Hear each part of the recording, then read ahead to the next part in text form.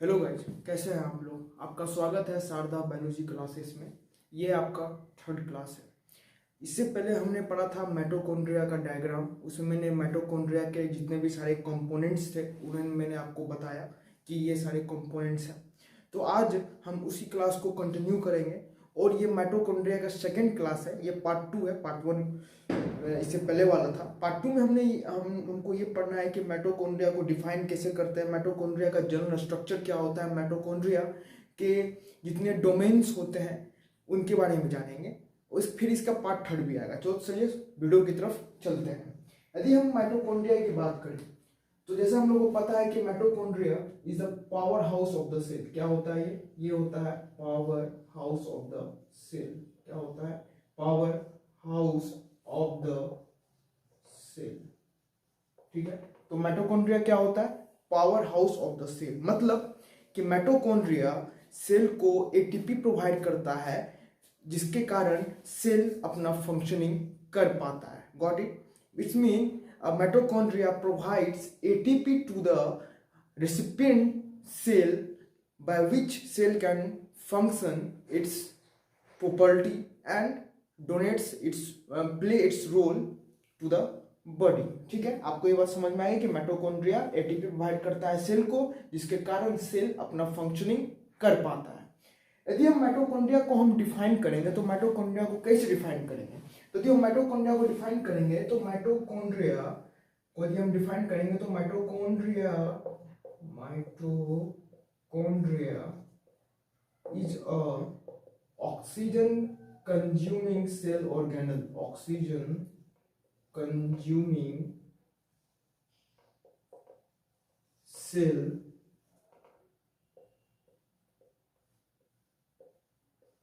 organelle and free floating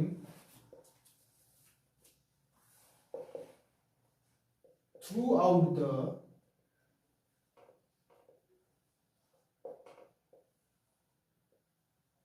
cell।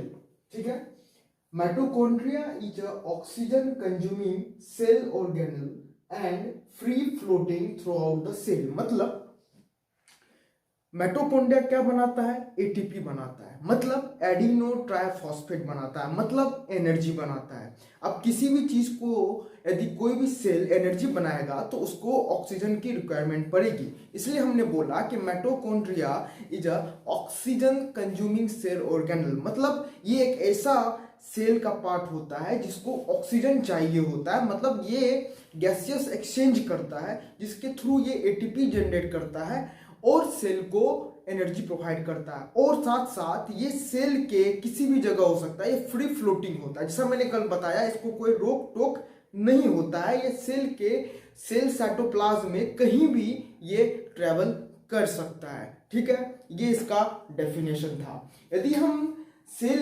Mitochondria की बात करें कि माइटोकॉन्ड्रिया किस साइंटिस्ट ने खोजा, कब खोजा, क्या, कैसे, तो पहला साइंटिस्ट जो था, मैंने कल भी बताया था, आज भी फिर दोबारा बता रहा हूं, जो माइटोकॉन्ड्रिया था इसके पहले जो साइंटिस्ट थे उनका नाम था रिचार्ड, SRICHARD, रिचार्ड एल्टमैन। क्या था? रिचार्ड एल्टमैन, जिन्होंने 1890 में इन्होंने माइटोकॉन्ड्रिया को डिस्क्राइब किया था। लेकिन उस टाइम में माइटोकॉन्ड्रिया नाम नहीं दिया था। उस टाइम में इन्होंने बताया था कि माइटोकॉन्ड्रिया को बायोब्लास्ट के टाइम में जाना जाता था, एट द टाइम ऑफ 1890। 1890 दशक के दौरान माइटोकॉन्ड्रिया को लोग बायोब्लास्ट के नाम से जाना करते थे, क्योंकि रिचार्ड अल्टमैन ने इनको बायोब्लास्ट ही नाम दिया था। लेकिन फिर दोबारा एक साइंटिस्ट आए। कब आए?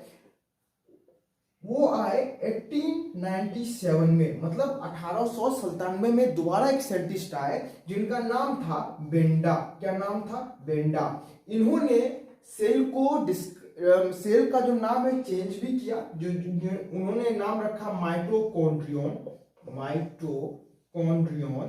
और फिर माइटोकॉन्ड्रियन नाम रखा। एंड उन्होंने सेल को डिस्क्राइब भी किया था। मतलब पहला साइंटिस्ट रिचार्ड एल्टमैन 1890, और उन्होंने इस माइटोकॉन्ड्रिया को नाम रखा था bioblast at the time of 1890 century. After 7 years of Richard Altman work at the date of 1897, a second scientist which has a name of मेंडा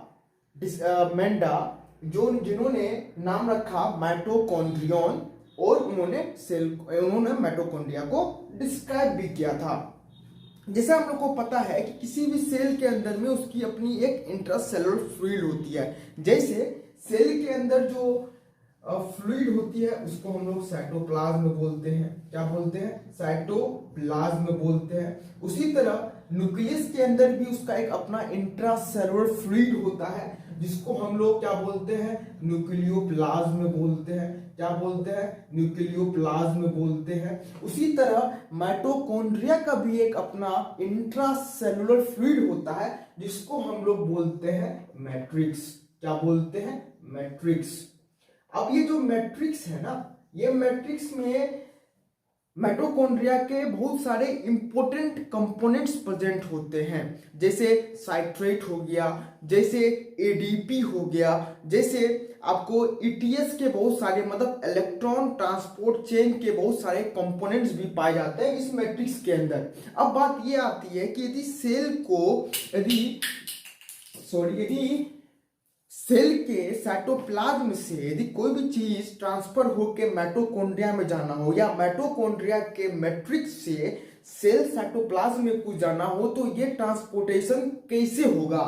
तो सेल के साइटोप्लाज्म से मैट्रिक्स के बीच का ट्रांसपोर्टेशन जो होता है ये विद द हेल्प ऑफ पोरीन से होता है। मैंने कल डायग्राम में भी बताया था कि पोरीन्स एक ऐसा स्ट्रक्चर होता है माइटोकॉन्ड्रिया के अंदर में जहां से ट्रांसपोर्टेशन हैपन होता है। मतलब सेल के साइटोप्लाज्म से यदि कुछ कंपोनेंट निकलेगा माइटोकॉन्ड्रिया के लिए तो वो इस पोरीन्स के थ्रू ही माइटोकॉन्ड्रिया के अंदर जाएगा। अब बात यहाँ पे ये आती है कि सारे सब्सटेंस तो माइटोकॉन्ड्रिया के अंदर नहीं जाएंगे, कुछ ही सब्सटेंस पोरीन्स के थ्रू माइटोकॉन्ड्रिया के मैट्रिक्स में जाएंगे। तो वो जो कुछ सब्सटेंस हैं उसमें आते हैं स्मॉल मॉलिक्यूल्स। क्या कौन से आते हैं? स्मॉल मॉलिक्यूल्स आते हैं। मतलब जो पोरीन्स की जो परमेबिलिटी होती है वो सिर्फ परमेबल होता है स्मॉल मॉलिक्यूल्स। सिर्फ जब सेल के साइटोप्लाज्म में जो स्मॉल मॉलिक्यूल्स होगा वो ही सिर्फ पोरीन्स के थ्रू माइटोकॉन्ड्रिया के मैट्रिक्स में जाएगा। Got it? अब यदि हम अब बात आगे करते हैं, यदि हम इसके डोमेन्स की बात करें, माइटोकॉन्ड्रिया के डोमेन्स के बारे में, माइटोकॉन्ड्रिया के डोमेन्स के बारे में यदि हम बात करें तो सेल के अंदर माइटोकॉन्ड्रिया के अंदर 4 डोमेन्स होते हैं। पहला डोमेन्स होता है आउटर मेम्ब्रेन। क्या होता है? आउटर मेम्ब्रेन होता है। दूसरा स्ट्रक्चर होता है इनर मेम्ब्रेन। क्या होता है? Inner membrane. तीसरा जो कंपोनेंट होता है उसको हम लोग बोलते हैं इंटर मेम्ब्रेन स्पेस। क्या बोलते हैं? इंटर मेम्ब्रेन स्पेस बोलते हैं। और जो चौथा जो होता है वो होता है मैट्रिक्स। क्या होता है? मैट्रिक्स। Got it?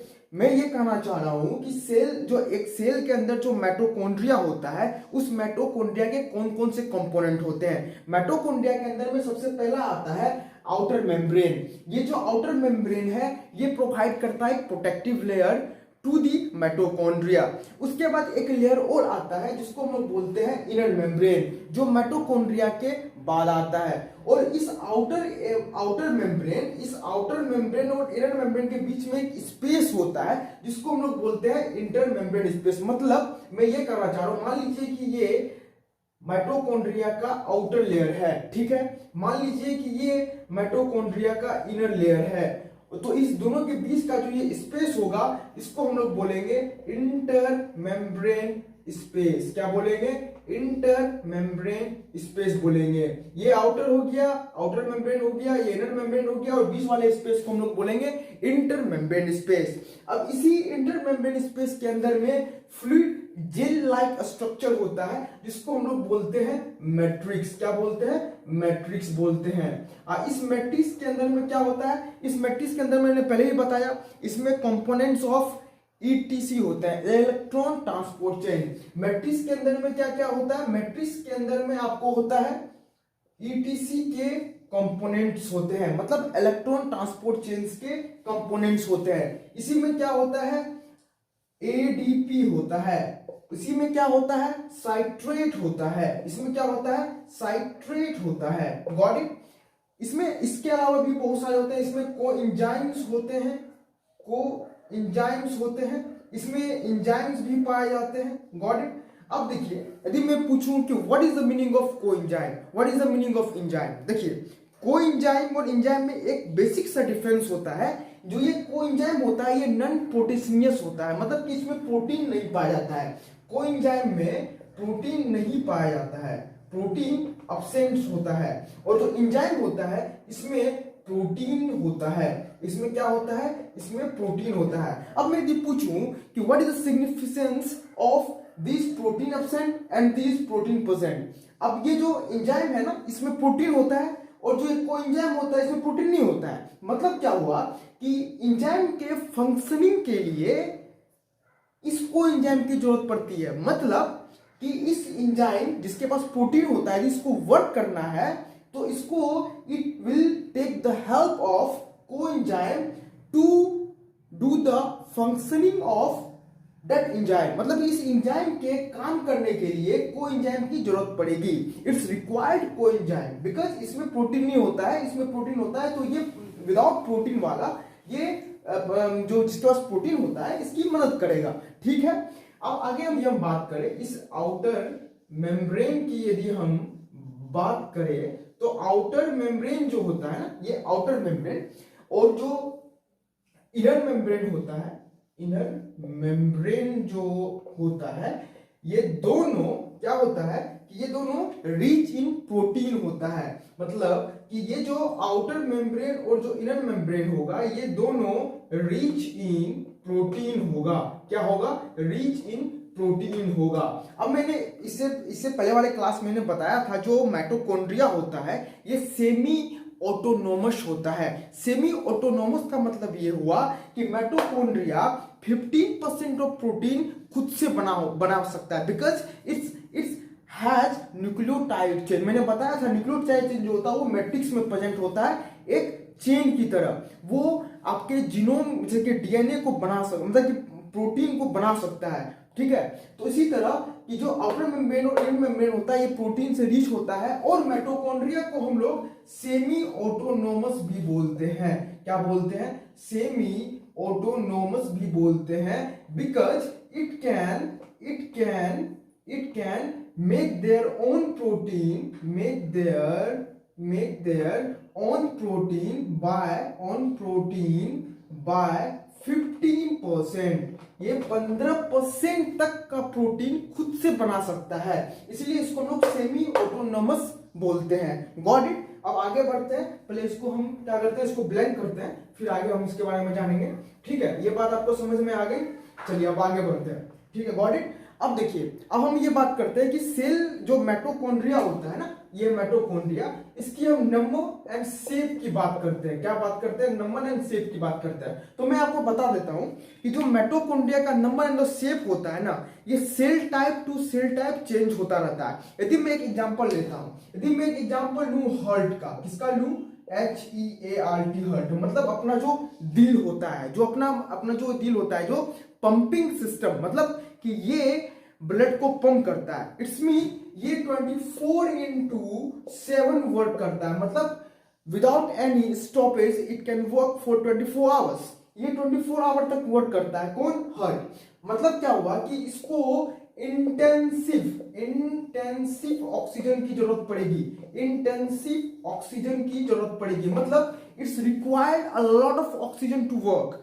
हार्ट को बहुत सारी ऑक्सीजन की जरूरत पड़ती है, बिकॉज जो ये हार्ट के जो टिश्यू होते हैं ये बहुत ज्यादा एक्टिव होते हैं, बहुत ज्यादा एक्टिव होते हैं। Got it. मतलब कि जो हार्ट के जो टिश्यूज होंगे इसको बहुत ज्यादा ऑक्सीजन की रिक्वायरमेंट पड़ेगी। ठीक है, आपको बात समझ में आ गई। इसका मतलब क्या हुआ कि जो ये हार्ट है इसमें जो माइटोकॉन्ड्रिया का जो नंबर होगा, माइटोकॉन्ड्रिया का जो नंबर होगा वो बहुत ज्यादा हाई होगा, मतलब number of mitochondria inside the heart tissue it is very in high number. Got it? इसका मतलब क्या हुआ कि माइटोकॉन्ड्रिया के नंबर हाई होने के कारण इसके अंदर एक प्रॉपर्टी जो क्रिस्टल होती है, क्रिस्टल एक टेनिस लाइक स्ट्रक्चर, मैं बताता हूँ क्रिस्टल का ये क्या होता है। अब मैंने पहले वाले क्लास में बताया था कि माइटोकॉन्ड्रिया के इंटरमेम्ब्रेन स्पेस में मैट्रिक्स होता है, उस इंटरमेम्ब्रेन स्पेस के मैट्रिक्स में एक स्ट्रक्चर होता है जिसको हम लोग क्रिस्टल बोलते हैं। अब ये क्रिस्टल टेनिस लाइक शेप का होता है और इस क्रिस्टल के अंदर में कौन सा एंजाइम होता है, उसको हम लोग बोलते हैं ATP as enzyme. ATP as enzyme, ATP as enzyme का मतलब ये हुआ कि it can generate the ATP, ये एटीपी बना सकता है। कौन? तो क्रिस्टल के अंदर में जो एंजाइम होता है एटीपी एंजाइम, मतलब ATPase enzyme has the capability to ATP synthesis, मतलब ये एटीपी सिंथेसिस कर सकता है। मतलब यदि हार्ट के अंदर में हार्ट के टिश्यू के अंदर में बहुत ज्यादा माइटोकॉन्ड्रिया होंगे तो इसका मतलब कि क्रिस्टल का भी नंबर हार्ट के टिश्यू के अंदर में बहुत ज्यादा होंगे, जिसके कारण एटीपी का formation inside the heart tissue with the help of mitochondria वो बहुत ज्यादा होगा। समझ में आ गया? इसको मिटाते हैं। oocytes की सेकंड नंबर oocytes की बात करें, oocytes मैं मतलब फीमेल रिप्रोडक्टिव सिस्टम की बात कर रहा हूं, मैं oocytes की बात कर रहा हूं, मैं एग की बात कर रहा हूं। Got it? जो ये oocytes होते हैं ना, इसके अंदर 3 लाख माइटोकॉन्ड्रिया प्रेजेंट होते हैं। 3 lakh mitochondria is present inside the oocytes of female reproductive system. Got it? 3 lakh mitochondria present होता है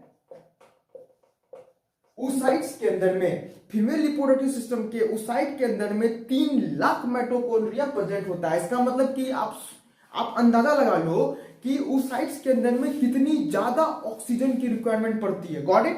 उसी तरह यदि हम बात करते हैं लिवर सेल की, जिस तरह हम बात करते हैं लिवर सेल की, तो इसके अंदर भी 1500 के अप्रॉक्स माइटोकॉन्ड्रिया प्रेजेंट होता है। माइटोकॉन्ड्रिया प्रेजेंट होता है, मतलब कि लिवर सेल के अंदर भी माइटोकॉन्ड्रिया होता है, उसके अंदर भी 1500 माइटोकॉन्ड्रिया प्रेजेंट होता है। उसी तरह तीसरा हम बात करते हैं, इसमें स्पर्म टेल में भी पाया जाता है, बिकॉज स्पर्म टेल के थ्रू ही स्पर्म जो होता है वो ट्रेवल करता है, क्योंकि उसको एक रिक्वायर्ड ये टारगेट तक पहुंचना होता है। किसको? स्पर्म को। और स्पर्म को टारगेट तक पहुंचाने के लिए स्पर्म टेल में माइटोकॉन्ड्रिया की नंबर्स होती है जो स्पाइरल शेप में होती है। यही माइटोकॉन्ड्रिया की मदद से स्पर्म टेल जो है it can do it's movement of zigzag like motion. Zigzag like motion जो चलता है कौन?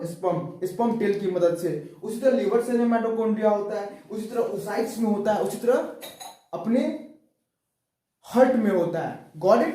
अब हम आगे बात करते हैं, फिर इस बोर्ड को ब्लैंक करते हैं, फिर आगे हम जानते हैं इसके बारे में। चलिए इसको ब्लैंक मिटाते हैं। चलिए जल्दी जल्दी हो गया। हाँ, यदि हम इसके शेप की बात करें, माइटोकॉन्ड्रिया की यदि हम शेप की बात करें तो ये शेप जो होता है ये रिबन लाइक होता है। ये कैसा होता है? रिबन लाइक होता है। Mitochondria has the shape of ribbon like. जो रिबन का मतलब समझ रहे हैं, जो रिबन होता है, जो हम लोग कहीं भी कोई फंक्शन होता है तो कोई एक अच्छा आदमी आया, कोई मतलब बड़े ओहदा का आदमी आया तो वो रिबन कट करता है, उसी रिबन के तरह, मतलब इस तरह का शेप होता है माइटोकॉन्ड्रिया का। Got it? तो माइटोकॉन्ड्रिया का हमने शेप पढ़ लिया, वो रिबन लाइक होता है। हमने नंबर देखा, तो number it can differ from cell type to cell type. Number इसका भी डिफर होता है cell type to cell type. Got it? यदि हम इसके मतलब कि इसके डोमेन्स की बात करें, डोमेन्स में जो हमने बताया था कि एक आउटर मेम्ब्रेन होता है, एक इनर मेम्ब्रेन होता है। तो इसके जो आउटर इनर मेम्ब्रेन होते हैं, जो आउटर मेम्ब्रेन होता है वो स्मूथ होता है, वो सॉफ्ट होता है। Got it? तो बस इतना ही था, मतलब कि आउटर मेम्ब्रेन जो होता है वो सॉफ्ट होता है और इनर मेम्ब्रेन जो होता है वो थोड़ा सा ज्यादा इम्परमेबिलिटी को शो करता है। मतलब जो इनर मेम्ब्रेन होता है, ये नीचे वाला जो इनर मेम्ब्रेन होता है वो क्या होता है ना, ये सिर्फ परमेबल होता है 3 चीजों के लिए, बाकी किसी चीज के लिए नहीं। वो होता है CO2, H2O एंड ऑक्सीजन। मतलब ये तीन ही compounds, oxygen, water and carbon dioxide, ये तीन ही चीज इनर मेम्ब्रेन से पास होके माइटोकॉन्ड्रिया के डीप इनसाइड में जा सकता है। Got it? इसमें आपको मतलब कि एक दिमाग में क्वेश्चन होगा कि सर एटीपी जनरेट कैसे होता है। तो एटीपी जनरेट करने के लिए इसके अंदर एक प्रोसेस होता है जिसको हम लोग बोलते हैं ऑक्सीडेटिव फॉस्फोराइलेशन।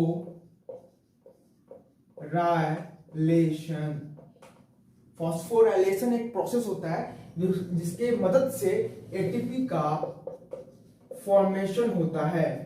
एटीपी का फॉर्मेशन होता है माइटोकॉन्ड्रिया के अंदर। जो ये ऑक्सीडेटिव फॉर्मेशन होता है, इसमें क्या होता है कि जो हाइड्रोजन्स होते हैं ना, जो हाइड्रोजन्स होते हैं वो रिड्यूस कर जाते हैं, जो हाइड्रोजन आयंस होते हैं वो रिड्यूस कर जाते हैं। एसिटाइल CoA मतलब एक कंपाउंड होता है जिसको हम लोग एसिटाइल CoA बोलते हैं। इसका आपने नाम सुना होगा, ये कोएंजाइम होता है, इसको हम लोग कोएंजाइम बोलते हैं। ये जो एसिटाइल CoA है ना, इसमें हाइड्रोजन आयंस रिड्यूस हो जाते हैं, हाइड्रोजन आयंस रिड्यूस हो जाते हैं, जिसके कारण इसमें कंपाउंड बनता है जिसको मतलब कि जो एटीपी फॉर्मेशन कर पाता है। तो ये जितनी चीजें मैंने बताया ये जनरल स्ट्रक्चर था कि कौन साइंटिस्ट थे। रिचर्ड एल्टमैन थे, बेंडा थे। रिचर्ड एल्टमैन ने 1890 में 1890 में बायोब्लास्ट टर्म दिया था माइटोकॉन्ड्रिया को लेके। फिर एक दूसरा साइंटिस्ट आए 7 साल के बाद, इसका नाम था बेंडा, जिन्होंने ये बताया कि नहीं, इसको हम लोग माइटोकॉन्ड्रियन बोलते हैं। उन्होंने डिस्क्राइब भी किया था। Got it? उसके बाद फिर आगे बढ़ा, फिर टाइम आगे बढ़ा, फिर इसके फंक्शंस आए। Cell type to cell type इनका डिफर करता है, शेप एंड साइज। ये आपको एक जनरल फीचर था। अब जो हम अगले क्लास में हम जानेंगे कि इसमें इलेक्ट्रॉन ट्रांसपोर्ट चेन कैसे काम करता है, जो मैट्रिक्स के अंदर में होता है। ये ऑक्सीडेटिव फॉस्फोराइलेशन का मेन प्रोसेस क्या होता है, हम लोग ये जानेंगे। क्रेब्स साइकिल में क्या होता है, क्रेब्स साइकिल भी माइटोकॉन्ड्रिया के अंदर चलता है, उसके बारे में भी जानेंगे हम लोग को। जो ये 3 टॉपिक है इसके बारे में जानेंगे। तो आई होप आपको क्लास पसंद आया हो। चैनल को सब्सक्राइब करें, चैनल को शेयर भी करें, ओके। और यदि इस वीडियो के related if you have any query related to this video, please comment down below, okay. Comment down करिए और हमें बताइए कि आपको कौन सा टॉपिक इसमें समझ नहीं आया, और उस टॉपिक से रिलेटेड मैं एक स्पेसिफिक वीडियो बना दूंगा जिससे आपको समझने में दिक्कत नहीं होगी। यदि हम माइटोकॉन्ड्रिया के सिग्निफिकेंस की बात करें, इट इज वेरी इंपॉर्टेंट। हाँ, एग्जाम से रिलेटेड इससे अच्छे खासे क्वेश्चन पूछे जाते हैं। वो नीट का एग्जाम हो, CSR नेट का एग्जाम हो, गवर्नमेंट का एग्जाम हो, कोई भी एग्जाम हो, इसमें माइटोकॉन्ड्रिया से अच्छा क्वेश्चन आता है। Got it? तो आज की क्लास हम खत्म करते हैं। मैं थोड़ा मतलब टॉपिक करके डालूंगा जिससे आपको समझने में दिक्कत नहीं होगी। इससे पहले वाले में हमने डायग्राम बताया, इसके बाद वाले में हमने जनरल स्ट्रक्चर बताया, शेप बताया, साइज बताया, नंबर बताया। उसके बाद इसमें कौन कौन से डोमेन्स होते हैं वो बताया। अब नेक्स्ट क्लास में हमने इसका प्रोसेस देखना है। हमें इसका प्रोसेस में क्या क्या देखना है, ETA साइकिल देखना है, इलेक्ट्रॉन ट्रांसपोर्ट चेन देखना है, उसके बाद ऑक्सीडेटिव फॉस्फोराइलेशन देखना है, 2 हुआ। उसके बाद हमको ये जानना है कि क्रेब्स साइकिल में क्या क्या होता है। Got it? ये सब हमको इसके बारे में जानना है। तो आई होप आपको क्लास पसंद आया हो। हमें इजाजत दीजिए और अपना प्यार दिखाइए और इस चैनल को सब्सक्राइब करिए, लाइक करिए यदि आपको वीडियो पसंद आया हो, और इस चैनल को शेयर भी करिए कि और बच्चे तक ये नॉलेजेबल वीडियो पहुंच सके और फ्री ऑफ कॉस्ट ये जानकारी को ले पाए। धन्यवाद।